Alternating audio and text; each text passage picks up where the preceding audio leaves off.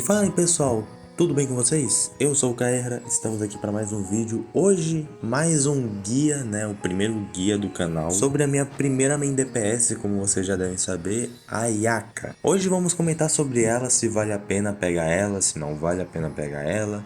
Vamos falar sobre os pontos fortes, pontos fracos dela e também sobre os seus times, builds e muito mais. Antes de tudo, deixa o seu like, se inscreva no canal, ative o sininho das notificações e é isso, rapaziada, vamos pro vídeo. Começando aqui, a minha Yaka, ela tá no nível 90, ela acende com dano crítico, pra quem não sabe, então vale muito a pena você colocar ela no nível 90. Tá usando arma assinatura, porém eu vou colocar aí outras espadas. Nos status eu tenho 2000 de ataque, 33 de taxa crítica e 246 de dano crítico, com 116% de recarga de energia. Eu recomendo você se basear nesses status, tanto é que eu demorei muito para buildar essa personagem. E porque a taxa crítica tá muito baixa, eu vou falar depois. Começando pelos talentos, a Yaka é uma personagem que usa espada e é do elemento Cryo. Seus ataques normais em seu kit são até que legais, né? Ela é focada em ataque carregado e ataque normal. E sim, são multiplicadores até que legaisinhos, assim, são bem de boa, né?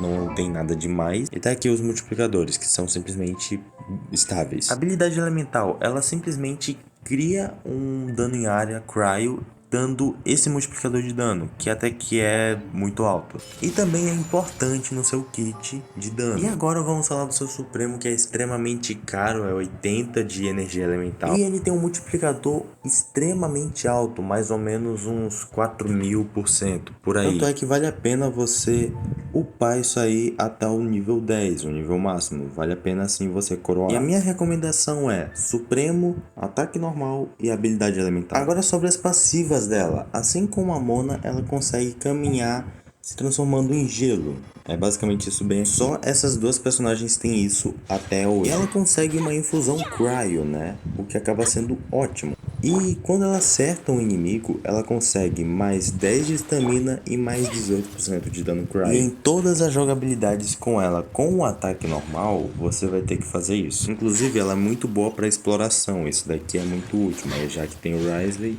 não serve mais para isso. Próxima passiva. Quando ela ativa a habilidade elemental, ela consegue mais 30% de dano nos ataques normais, o que acaba sendo ótimo, né? Inclusive o combo para você fazer com ela é simplesmente ativar o supremo, encostar no inimigo, depois a habilidade elemental e depois vai para os ataques normais. E essa era uma primeira passiva que eu tinha comentado há um tempinho atrás. Ela ganha 18% de dano cryo e recupera 10 de estamina por 10 segundos. Agora aqui no exemplo, vocês vão ver aqui que ela vai estar com 73% de dano cryo. E quando ela encosta no inimigo, ela consegue mais 18% de dano cryo. E como vocês podem ver aí, aumentou para 91%. Isso com o buff do Kazuha consegue aumentar muito. E antes de ir para o próximo tópico, dá para ressaltar uma coisa. Ela vale principalmente para congelamento e melt, que é fusão. Mas o que eu mais recomendo é congelamento, já que ela é muito focada em congelamento mesmo. Sendo muito funcional na C0, ela tem constelações até que boas. E a mais importante é a C4, porque ela diminui a defesa quando lança o Supremo. Diminui a defesa dos oponentes por 30 segundos. O que acaba sendo ótimo, porque é só em constelação que a gente consegue ver isso. E antes de comentar sobre as constelações, a gente vai falar sobre essa passiva que simplesmente só funciona no balcão de síntese e faz simplesmente uma oferta lá. Continuando, sobre a C1, quando você acerta os inimigos com dano cryo, você tem 50% de chance de diminuir a recarga da habilidade elemental, o que acaba sendo até que ótimo, só que é bem intermediário. Não vai mudar muito as suas rotações, mas pode ser até que útil. C2, ela simplesmente consegue lançar 2 portões, né, aqueles portões lá do Supremo, então ela consegue lançar mais 2, sendo basicamente uma forma reduzida, o que é um pouco inútil. C3 e C5 é a elevação de talento, então não vale a pena mencionar muito sobre. É até que legalzinho, mas todos os personagens têm isso. C4, como eu havia mencionado, ela consegue diminuir a defesa dos oponentes em 30% por 6 segundos. E na C6 ela ganha um aumento de ataque carregado. Basicamente, isso é a cada um carregado e vai ter que reiniciar por 10 segundos. É interessante até, só que não é um negócio tão uau assim. E a conclusão é que a Yaka não precisa de constelações, né? Se você quiser ir até uma constelação, vai na C4. Porque é diminuição de defesa para os inimigos. Mas também tem a Raiden C2, Narida C2 2 que vale mais a pena, porque elas conseguem diminuir mais a defesa dos inimigos. Em quesito de artefatos, eu uso o Herói Invernal, mas você também pode usar Lava Walker caso queira time de fusão. E a resposta da taxa crítica tá tão baixa é no kit do Herói Invernal. Isso porque quando você atinge o inimigo afetado por Cryo, você tem mais 20% de taxa crítica. Se o inimigo é congelado, aumenta para mais 20%, dando um total de 40%. E com a ressonância Cryo, você consegue 15% de taxa crítica quando o inimigo é afetado por Cryo. Então simplesmente isso aumenta para 55% de taxa crítica. E com isso a gente tem 88% de taxa crítica, sendo mais que o suficiente para causar um ótimo dano. E focando apenas em dano crítico, não é à toa que de quase todos os main DPS que eu tenho, ela é que tem um dano crítico maior. E sim, dá para aumentar isso, dá para aumentar lá para os 400%, dá para aumentar o dobro.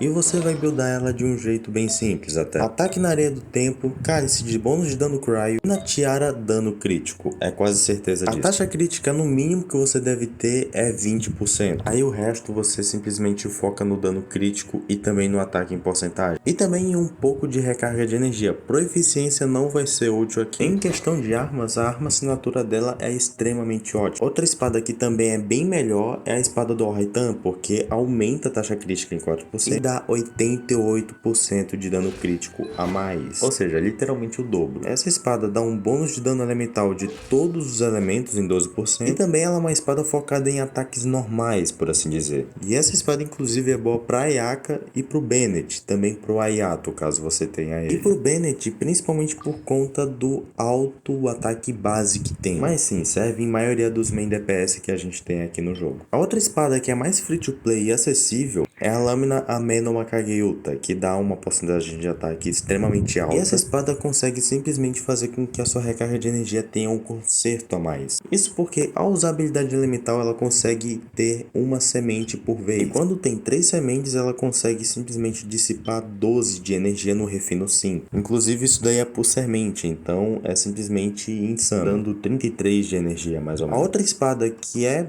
bem acessível também, você provavelmente tem a lâmina fria, que aumenta o dano por inimigos afetados por Cryo ou Hydro. Mas isso caso você não tenha nenhuma dessas opções. Mas a lâmina Ameno Kageyuta é uma espada assim que é muito interessante, é uma espada muito free to play também. Você consegue essa espada numa missão de Inazuma, além de também conseguir refinar ela só forjando ela. Então vale muito a pena você upar aquela espada. Mas também a espada assinatura dela vai servir tanto para ela quanto para outros personagens, por exemplo, Keking, Ayato. Também vai servir para o Bennett, principalmente por causa do ataque base muito alto. Mas obviamente isso daí vai relevar com o tempo, né? Isso daí é uma decisão sua. Agora em questão de times, ela é muito cara e muito exigente. Isso porque o melhor time dela tem 4 ou 5 estrelas. Mas você também pode usar outras variações, né? É só você ter um Anemo, 2 Cryo e também um Hydro. No meu caso aqui eu tenho Ayaka, Kazuha, Mona e Diona. Mas também tem essa opção aqui que é a Sucrose, Shinkyu e Diona, sendo a mais acessível, porém não dá muito dano em área, né? A aplicação Hydro do Shinkyu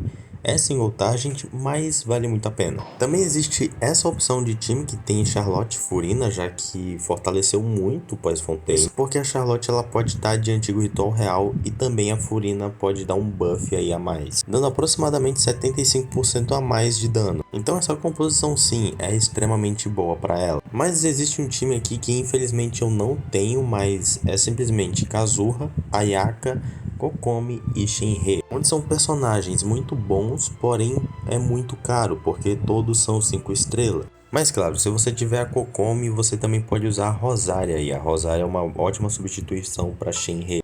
Isso porque ela tem uma aplicação Cryo consistente e também consegue aumentar a taxa crítica de todos os personagens. E o caso ele pode ser sim substituído pela Sucrose, né? São essas duas opções que tem de personagens Anemo. Mas algumas pessoas colocam a Jean por conta da Furina, né? Se você colocar Furina, você pode colocar ou Jean ou Charlotte. Isso vai normalmente na sua opinião aí. Mas em resumo, se você tiver um Kazuha e uma Mona, mano, vai estar muito bem de boa esse time bem aqui, sendo sim um ótimo quebra-galho aí pros times dela. Então a rotação dela é bem simples, você usa a Diona, depois o Supremo dela, depois o Caso, depois obviamente o Supremo, só que eu não usei aí, você usa a habilidade elemental da Mona e também o Supremo. Logo após, você usa a habilidade elemental da Ayaka e depois vai lá o Supremo, acaba dando esse dano bem aí. E também conseguindo derrotar qualquer boss aí que tem pela frente. A habilidade elemental consegue sim dar um estrago no inimigo de um jeito muito incrível aqui, como a gente vai dar aqui esse exemplo aqui. E percebam que eu sempre ando com ela, né? Eu sempre corro com ela porque ela tem essa infusão com Raiden. Então, mesmo sendo bem mais ou menos esse time acaba dando um resultado incrível. Eu dei um exemplo aqui no boss do Scaramouche também, então uma ótima opção também. Tanto é que aqui, ó, aqui é o potencial máximo da Ayaka. E cara, se ela dá 20 mil por corte, mais ou menos, ela acaba causando muito dano, né? Ela conseguiu dar 40 mil de dano por corte aqui. E sim, tem como melhorar isso porque a Ayaka, ela pode chegar a um número de dano crítico extremamente alto, chegando facilmente a uns 300 de dano crítico. E a conclusão é sim, a Ayaka vale muito a pena, mas nessa rerun é muito difícil falar se a Ayaka vale a pena agora ou não, se vale a pena você atirar aqui, porque tem a Navia e vai vir também a Raiden Shogun. E ambas são extremamente fortes, a Navia consegue ser muito forte, causar um dano estrondoso facilmente. Assim como a Raiden. A Raiden tem quase a mesma constelação da Ayaka na C4, só que ao invés de ser na C4, é na C2. E a gente tá chegando a mais um fim de um vídeo, e é isso, rapaziada. Deixa o seu like, se inscreva no canal e ative o sininho das notificações, porque essa semana ainda a gente vai falar sobre a nave, sendo mais a minha opinião mesmo, porque eu não consegui ela ainda. Então é isso, rapaziada. Até o próximo vídeo. Valeu, falou!